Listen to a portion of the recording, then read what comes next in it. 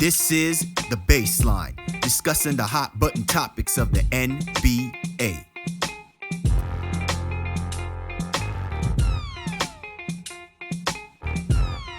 Welcome, everybody. You're tuned to The Baseline. Kyle Lee Warrenshaw discussing the hot button topics of the NBA, and we are on and popping. You know what time it is. It is NBA Media Day, and you know what that means. If it's NBA Media Day, we are only weeks away from the start of the NBA season. And man, oh man, NBA Media Day just never ceases to fail. It just always ceases to amaze.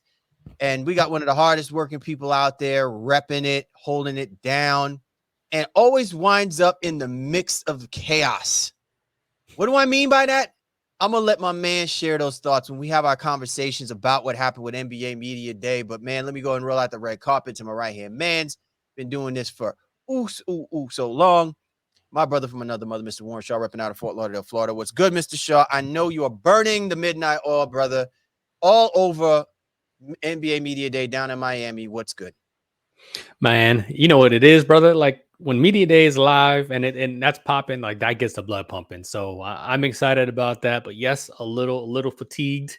You know what I mean? I feel like I'm doing the Jimmy Butler in the bubble right now. I'm bent over. I feel like I've been carrying a lot over the last couple of weeks here. But this was a good one, man. A lot of fun over at Miami. Shout out to the Heat organization for letting your boy in there.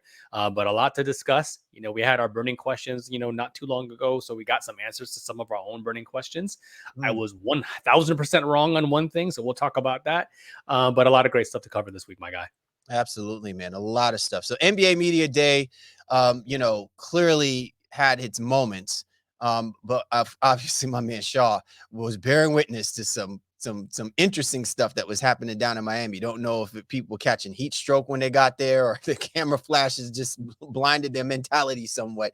But I'm sure you'll get ready to talk about some interesting things that you saw as far as the Miami Heat Media Day. And we've got a lot to cover as far as Bucks, Sixers, Lakers, Pelicans, man. A lot of stuff happening, the Grizz, Clips, and Nuggets, man. So all of that and a big bag of chips for you to snack on when we're talking about NBA Media Day. As always, be sure to get at my man Shaw, at Shaw Sports NBA. Get at me at Game Face Lead, the show's Twitter handle at NBA Baseline. Available on all the major platforms. You know where to find us.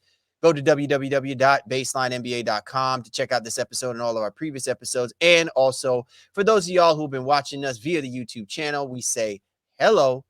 And if you see the nice blue and white logo on that screen, you know we rocks with the 19 Media Group family. So be sure to go to www.19mediagroup.com to check our show and also the plethora of great content and storytellers and personalities and show hosts, man. We got them all, man. Great shows coming in on the fall with some great guests, veteran guests, dudes who are connected up.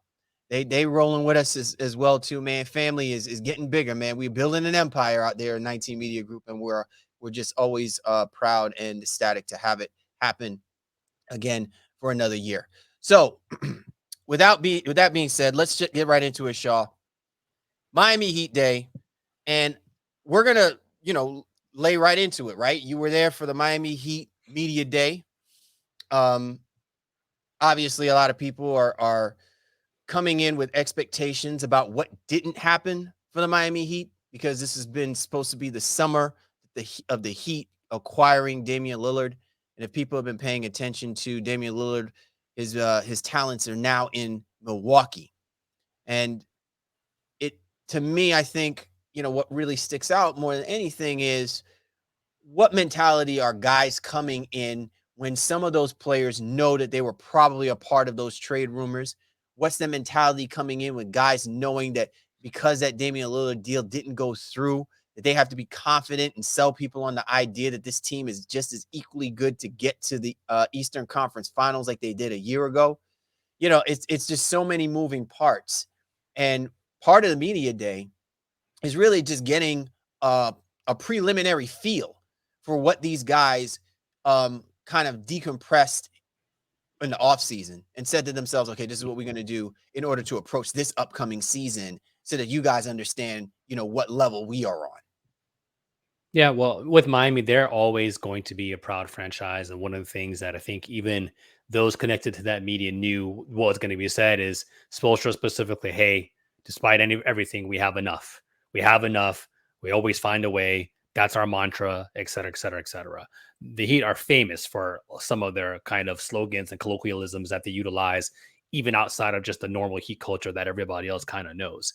I'll kind of run through it. For the most part, yeah, we were all waiting to see how some players would react based on some of the trade rumors, even how Jimmy would respond. I think understanding, that Dame did not end up on the Miami Heat. Butler took to Twitter and or Instagram rather, I think initially, and said, "Oh, investigate the Bucks for collusion or whatever it was." Um, but going back to Spo, I think he said, at one point, these guys, you need to be professionals. This is just part of the league. And, having been through it, I think they're better for it. And not that he feels like, oh, they should have to go through this thing all the time, but adversity is kind of the Miami Heat way. And then overcoming that adversity is really what is more so the Miami Heat way, if you will. So he's challenging his guys, in essence, to put whatever conversations and rumors behind them and kind of keep it pushing. So that's what Spo's message was, I think, from the outset. Then players kind of started to roll in here and there. Obviously, by now, if you're an NBA fan and you're listening to our show, I'm sure you saw Jimmy Butler and his emo look, and that was a whole nother situation in itself. So I would challenge you to go elsewhere for that content. But yeah, that was wild. You sure it's a Um, challenge? I don't think too many people are going to be challenged by that. well, yeah, not a challenge, but if that's I, what you're I, looking for, I will say though, Charlemagne the God might have a new donkey for of the day. if he yeah, hasn't already dubbed dude on, they're getting ready. Could there be was a lot today's going on donkey of there. the day. I'll give you this tidbit. All I can tell you, I won't tell you. There was a member of the media who saw it before the rest of us saw, and one member of the media came back in just with expletives. Oh my! Like couldn't believe what they had just witnessed, and then we were privied as Butler Millie Vanilli entered. would be proud though. Well, somebody. Well, The it could have question been was asked to Bam as Bam was leaving, Millie and Bam Vanilli's said, hairstylist. It could have yeah, been. well, Bam was like, my mother would what my A if I were to wear something like that too. So his teammates are not all on board. But anyway, um, one of the things that he said that was important though was, hey, we'll be in the finals, we'll be there again. All of you will be surprised. Write your stories now. And so, that's just, quintessential Jimmy Butler confidence. And I think that's why the Heat in general feel the way that they ultimately do. Before I let you jump back in, I just kind of wanted to touch on Tyler Hero specifically, because that was obviously the biggest name rumored to be, moved on. And from my perspective, and Interesting I'm, quotes. say that again. He had some pretty interesting quotes. So He did. And listen, I'm not connected. So I want to be clear here on our show. And for anybody who might be checking us out for the first time, we got some nice traffic on our YouTube with some of the postings and videos from Heat Media Day. Hero seemed to be just putting on a brave face, and I can't blame him for that. He's right. saying all the right things. He was very, I'd say, even Well, except comedic. for Portland. He was saying all the right Yeah. things until he made his comment about Portland, but we can get into that. Well, yeah, I saw that. Shout out to Five Reasons. Um, I he like I said he was just doing what he needed to do. Very comedic, I think, on social media as well too, even leading up into it. But to me, it seemed like a little bit of, for lack of a better phrase, it just can't figure out another word right now, but a little bit of a front. But what else was he going to do? So it's not a knock. Is he going to come here and expletive, the organization? Barry Jackson, well-known Heat writer, asked him and kind of fed him the answer at the end. But he's like, well, when Tua almost got traded from the Dolphins, he was asked, do you feel wanted? And he said, I don't feel not wanted. And that's what a hero said. I said, I don't feel not wanted. So he was walking around the arena. When he walked in, he was like singing a little bit, trying to be jovial or whatever. But I think it was like, when people have the happy face on and they're screaming behind. I don't know if you ever seen that meme.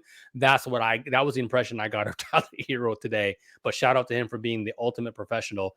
I think he's going to actually have a pretty productive season, because I think he's got a lot of people that he wants to prove wrong. Yeah, look, there's no question.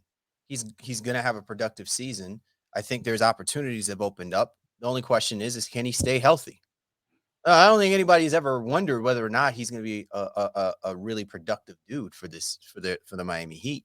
It's will his productivity benefit the Miami Heat, or will it be like what we often call guys who put up really great numbers, but it doesn't amount or doesn't attribute to anything for a team, empty calorie stats, right? And I think that's part of that's part of the stigma that sticks to Tyler Hero. Electrifying, talented player, but it doesn't amount to anything when it really has to be tied to something significant to the Heat's success, because the Heat has proven they can go far without Tyler Hero. It's interesting how we were talking about in the NBA Finals. They said, well, they're going to need like a Tyler Hero, to be able to at least keep up with the Denver Nuggets.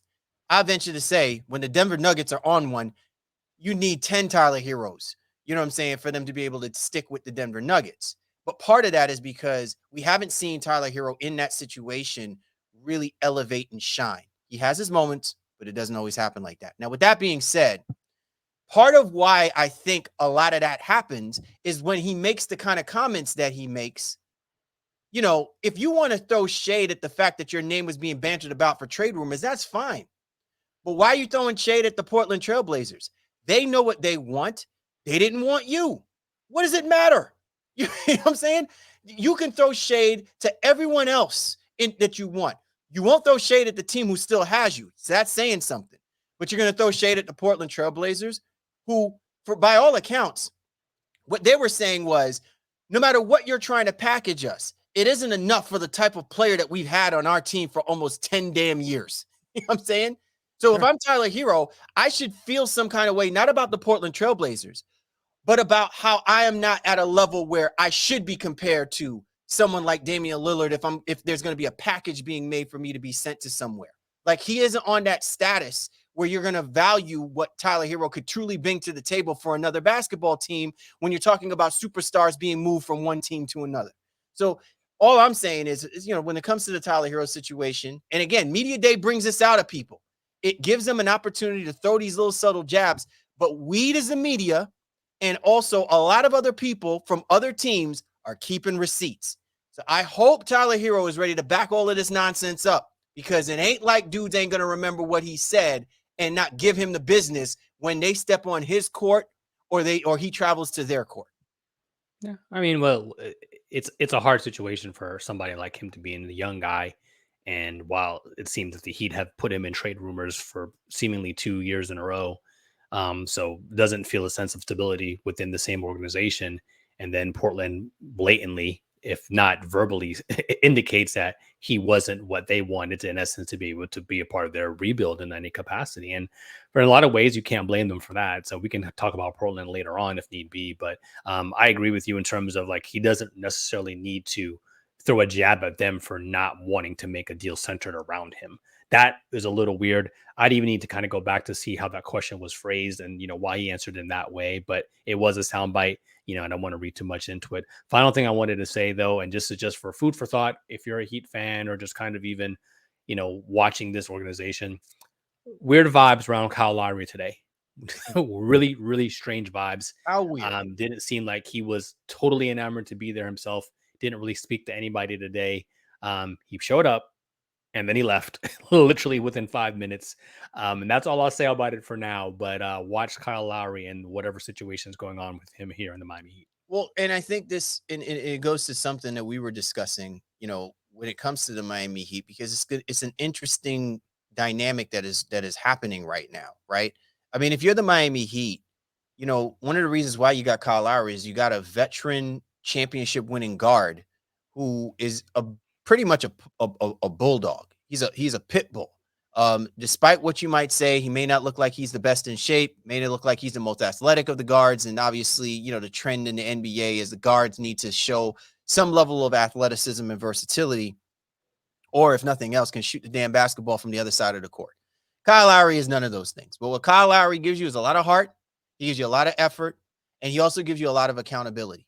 You know what I'm saying? And at times, I'm sure the Miami Heat were very grateful, especially during critical situations down that stretch, to get them in the playoffs, having a Kyle Lowry.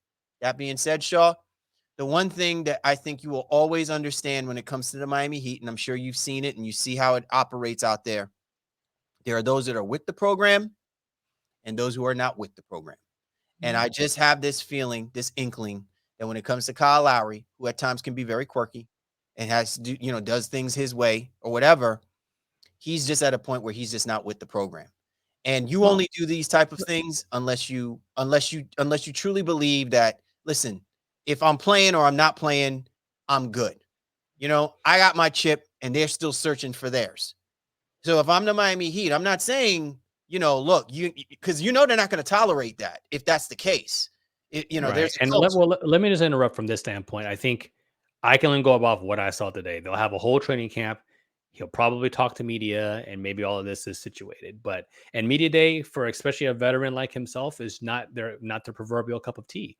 I can say this, with pretty self confident or safe confidence that you're not divulging any secrets. Kevin Love was walking around. And he's just like, man, it's the same questions over and over again. But he still spoke to people, right? And Kevin Love has been in the league how many years? But he literally that came out of his mouth, and but not in a like this disparaging way. It's just, but it was like, hey, you're on the hamster wheel. And I Right. think Larry just might be done with the whole media day process. So if he ends up talking to, local media in a more, normal setting after practice and so forth, maybe this is nothing. It was just really weird vibes today. And that's all I'll say. I know, but again, I'm just alluding to the fact that the Heat have a way of doing things. It's not like Kyle Lowry isn't aware of those things. So if he's acting out in this kind of way, if he's handling things in this kind of way, let's just say that he's at a tipping point and it may not contort with the way the Miami Heat handles things. So if something does extend itself from that, Shaw, I'm just saying it wouldn't surprise me because you're not talking about Tyler Hero. You're talking about Kyle Lowry. And Kyle Lowry has got at least a little bit, cachet, so to speak, that if he's pulling this, it's because he's at a point where he's just not following the protocol of the way certain things are done. You know what I mean? And that's fine. It's obviously he's choosing this path and there's consequences, good and bad. This could wind up being a bad consequence for him and the Miami Heat if the Miami Heat choose to do something. Could be a good consequence because maybe by doing it, he's he's drawing a line in the sand about where certain things need to be with him and the Miami Heat to be, in symmetry going into the season. But what you can't have is this ongoing and it not lend itself to being spoken to, right? Because guess who's going to speak for you? The media. And I don't think if you're Kyle Lowry or if you're the Miami Heat, you want the media speaking on your behalf. You're tuned to the baseline. Callie Warren Shaw discussing the hot button topics of the NBA as we're getting into our media day coverage. Got a lot to get into. We got the Celtics, Bucks, Sixers, Lakers, Pelicans. So a lot to get into, man, and you don't want to miss out. But before we do that, let's remember that if you're looking for the ultimate destination for NBA gear, especially with the NBA season coming up in a couple weeks, look no further than the NBA store. With a huge selection of authentic and high-quality products, including jerseys, hats, and accessories, the NBA store has everything you need to show off your team pride. Plus, with exclusive and limited edition items, you can make your collection truly one of a kind. And with an online presence, you can shop from anywhere in the world. Don't miss out on the latest trends and experiences. Visit the NBA store today by clicking our affiliate link. If you're listening to us on your favorite audio platform, be sure to check the link in the description of the show. The Baseline is working in affiliation with the NBA store /Fanatics and will be compensated for your patronage by utilizing our link. That's nbastore.vwz6.net/baseline. And as always, we thank you for your support. More NBA Media Day coverage here on the Baseline.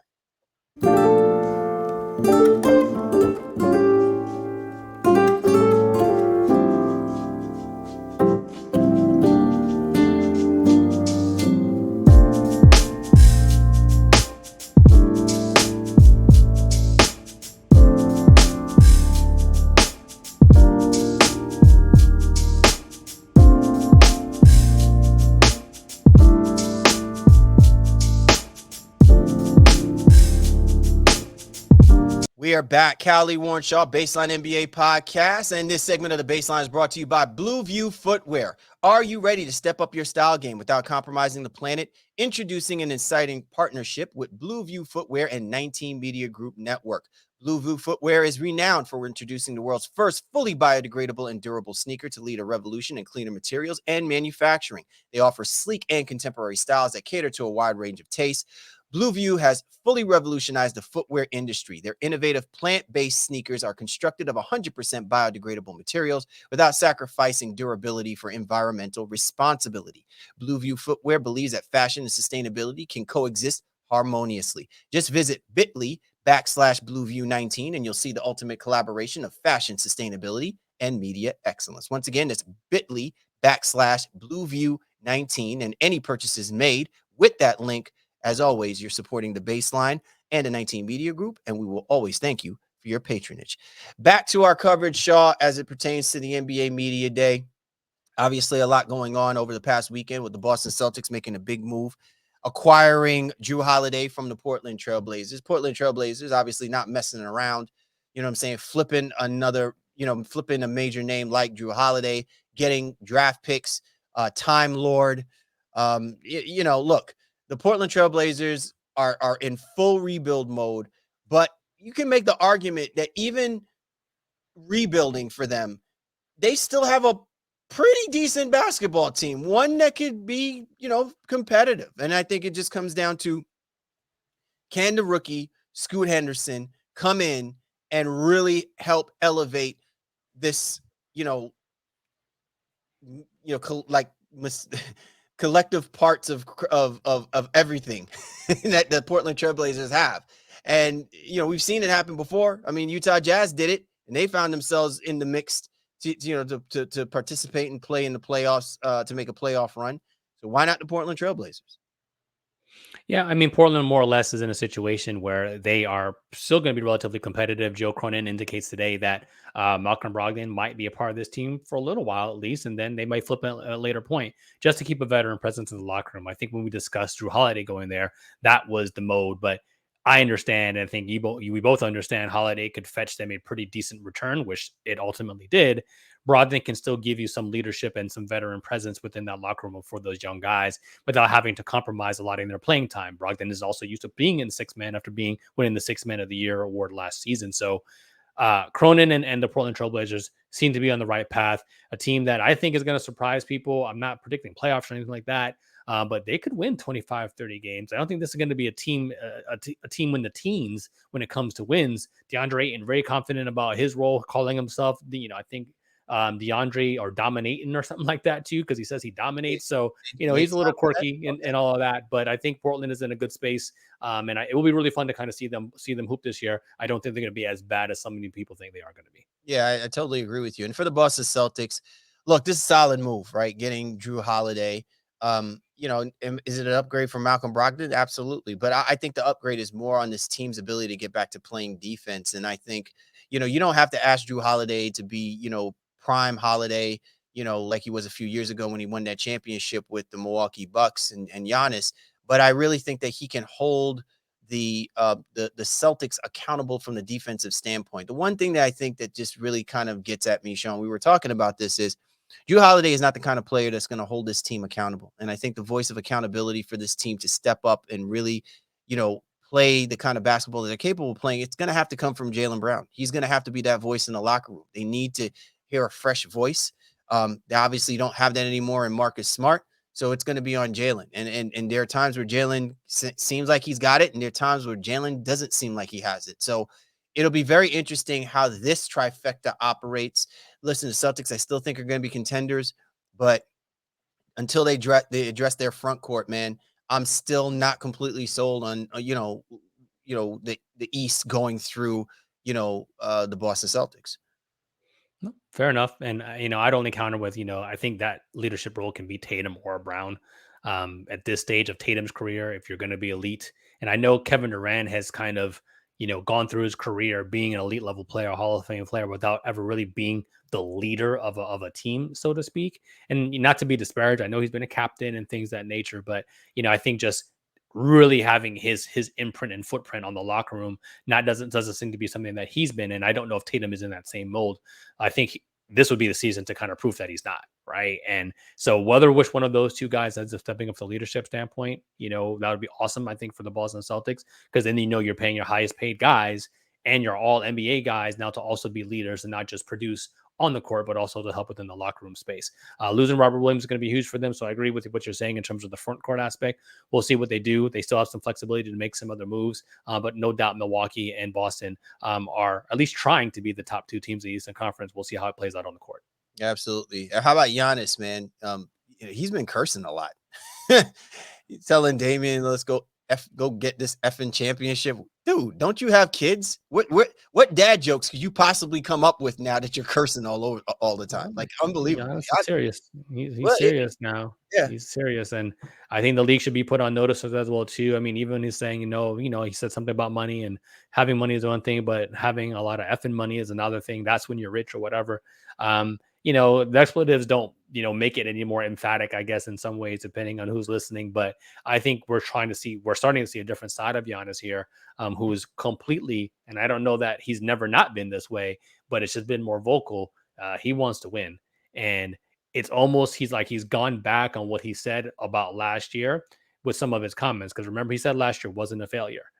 But everything else, everything he said since then indicates that last year was a failure. And I think we all agree that it was. They definitely came up short. So I'm excited to see what he and Dame do on the court together. Dame said he's never been in a picture like this. I think when Chris Middleton, Giannis, and Brook Lopez all came around, Dame was like, "Oh man, this is a squad." Milwaukee's going to be a really good basketball team led by Giannis and Dame. absolutely. It's interesting. Like, of all the players who had the opportunity to train with Kobe Bryant and the Mamba mentality, the one person who seems to have more of the Mamba mentality, and I don't even think that there's ever a time that I saw that he ever trained with him, was Giannis Antetokounmpo. That's which kind of tell you something. I mean, he in essence, comes off more Mamba like than most of the other dudes that we often talk about, who get on their Instagram and share posts Yeah. about the time Watch. Kobe. I'll tell our fans, if you can, watch his interview. It got a little bit hokey, but watch his interview with Chris Haynes on NBA TV if you can find it. And he talks about not training with guys and being friends with guys. He goes into it. So Giannis is on a different level right now, and you kind of love to see it, from that level of competitiveness. Absolutely, man. He thinks that there's another king out there. You know what I'm saying? I don't know, a dark lord or whatever. You know what I'm saying? So, Mhm. and he'll gladly embrace it if it means him getting the championship. Out in Philadelphia, Shaw, James Harden, no show. Oh, surprise, surprise. Yeah, man. So I was wrong. I thought there'd be no way he would pull this off, especially in a contract year. But Harden gonna Harden. And he still wants to be traded to the Clippers, even though the Clippers don't seem to be all that enamored. They're not saying they flat out don't want him, but they don't want him for the price that Daryl Morey wants people to pay for him. Morey answered a lot of questions and was like, "Hey, play in the middle. If he wants to come back, we'll happily accept him, et cetera, et cetera. And if he doesn't, then we'll deal with it at that time. Hey, I love James. I think he's a great player. Da da da. I'm sorry it's gone the way that it's gone." So Morey's still doing what he needs to do, I think, to maintain the peace, keep his job. Embiid saying that the Bucks and the Celtics have not passed Philadelphia, but well, I mean, I know you could say that about the Celtics, but anyway, Embiid just trying to still the line, say that he wants to be in Philadelphia. So that, I think, from a fan standpoint, is really, really big. But this Harden thing is going to get a lot uglier. And I think both guys are, as we've been saying all summer, they're ready to get uncomfortable. So let's see who blinks first. Yeah, I mean, they're dug in. They're dug in. That's what it comes down to. And Yep. again, there was a time where NBA Media Day didn't open up this kind of scrutiny that's taking place, because typically it was always under wraps, right? Like, it was just more local. But now, because of the globalization of the NBA, and because there's so many outlets and streams, and there's so many storylines that are rummaging in the course of a day as it pertains to these teams and these players specifically, it's kind of hard not to see that this wouldn't get unnoticed, right? Like, this to me is just, it's crazy. He knew, and obviously the Sixers knew, and now they got to figure out a way to figure out who's going to blink first, like you said. Los Angeles Lakers, Shaw, AD and LeBron taking notes. I had no idea that they were good with shorthand. Yeah, they're a little tight about the Nuggets comments after sweeping them in the Western Conference Finals and ultimately winning the NBA championship. So AD more or less says it was cute and all. Yeah, y'all won, but me and LeBron been talking. And the Lakers are in a space right now where they feel like they are one of the better teams, one of the elite teams in the Western Conference. Anthony Davis, I mean, as all players should, but Anthony Davis said, "I want to play all 82." We'll see. But I like the spirit. I like the spirit, young guys. So, Darvin but Ham, to like, me, Negro, please. He's like, whatever. but Well, at least again, his heart is in the right place. So, will his body allow him to do it? That's what we'll have to wait and see. The Lakers are, again, I do think they are one of the better teams out there. Everyone seems to love their moves, and just got to see how it meshes together. But yeah, they have aimed specifically at the defending NBA champions, and we'll see how that goes as they meet up on opening night. I got a question for you. Given the hoopla about the Los Angeles Lakers, how much of the if this team if this team falls short, again, of not being able to get to the NBA finals, how much of the emphasis is going to be placed on LeBron James and Anthony Davis, or how much of the emphasis do you think would be placed on, like, say, the rest of the team, or maybe even Darvin Ham? I mean, it depends how the season goes, right? Do LeBron and AD have significant injuries again that keeps them from playing? If everything is status quo, then you would think the roster construction just didn't work. While the names are nice, did it just fit together? So that probably ends up becoming a Darvin Ham problem and or a Rob Pelinka problem, then more so than a LeBron or AD. Again, assuming health for all those guys. So that's where Right. I would land on it. We obviously have to see the season play itself out. But coaches and general managers are usually the first ones to blame when something doesn't work out. The players are usually the last in that equation. I gotta say, Shaw, that I think it's going to be really tricky this year for Darvin Ham. I thought last year what he did was masterful. And what he got out of those guys, I think was almost as remarkable as what Eric Spoelstra did for the Miami Heat.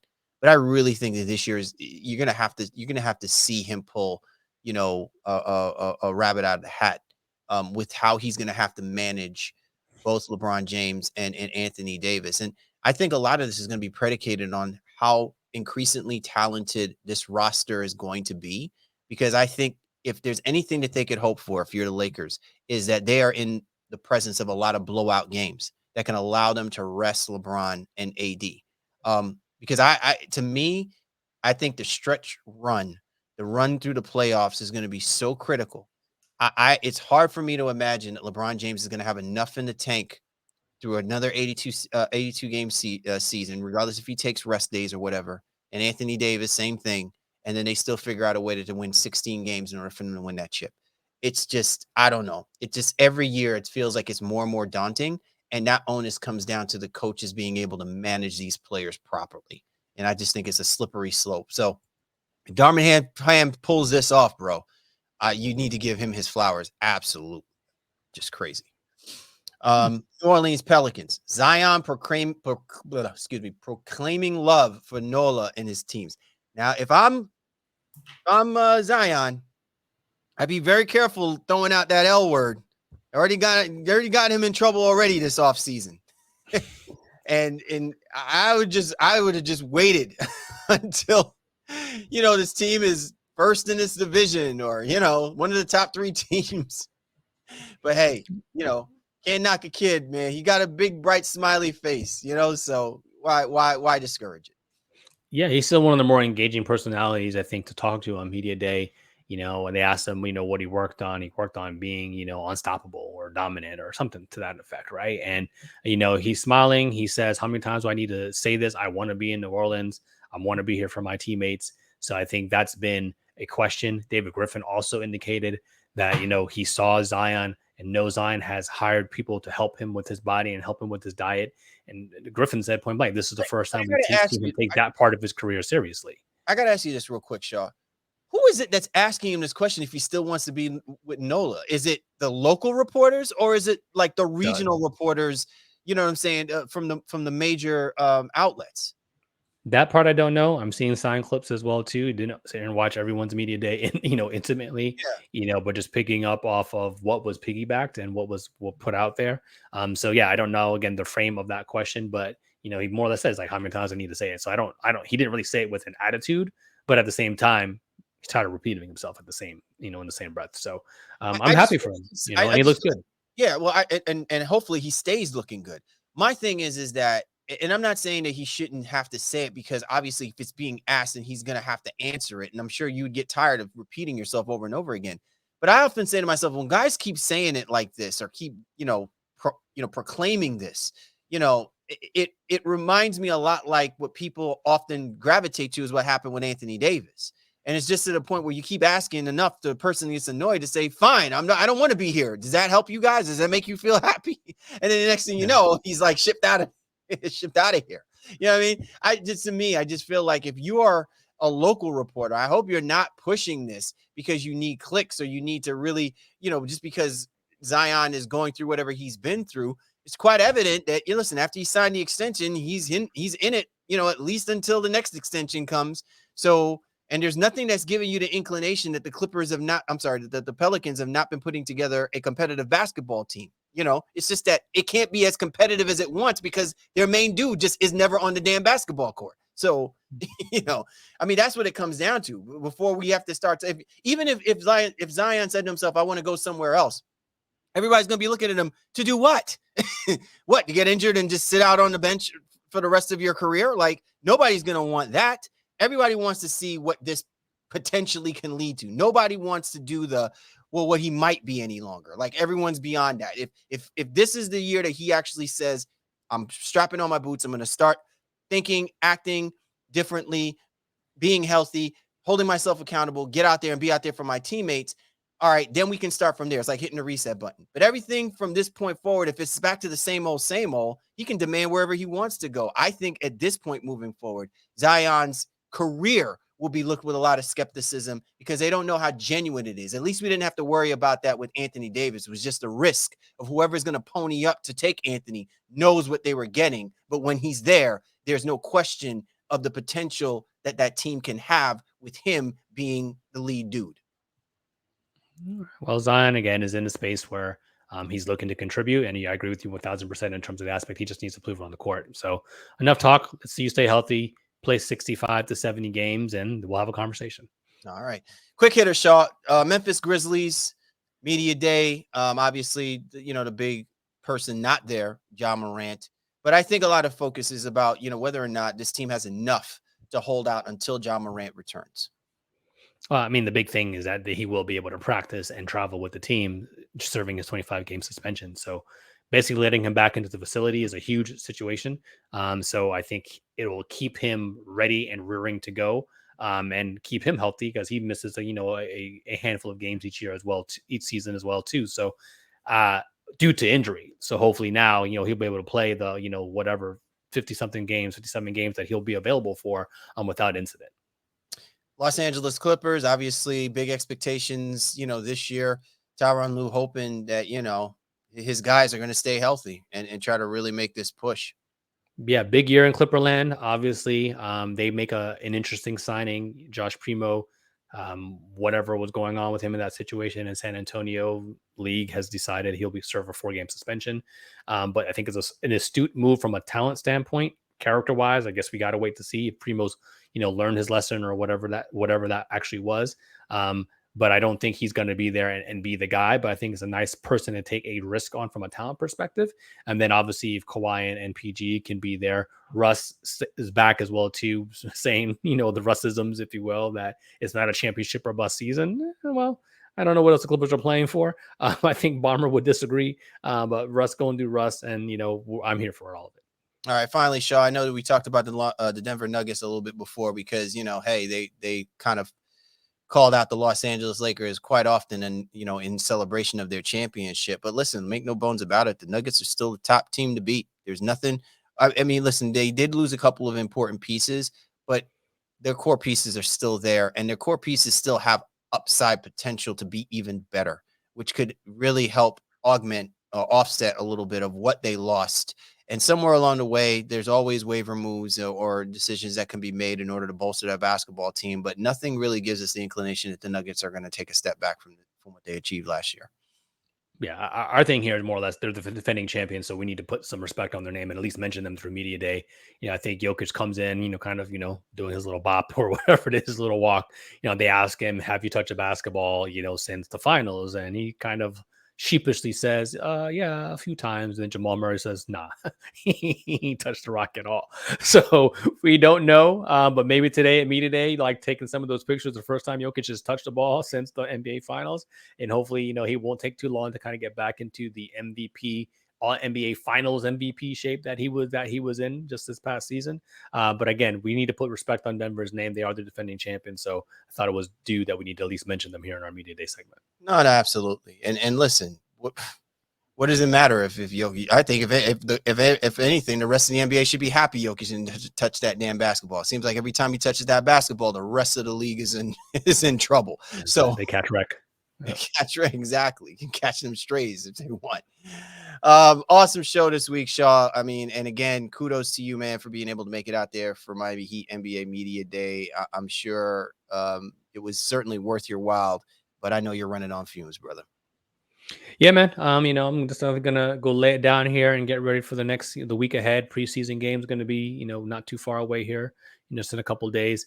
So always shout out to our fans and listeners. Thank you for the love on, our socials, on YouTube as well too, for the Heat Media Day videos. Keep watching, keep commenting. We love that. But make sure you're checking out the Baseline, the podcast that's kind of covering it all.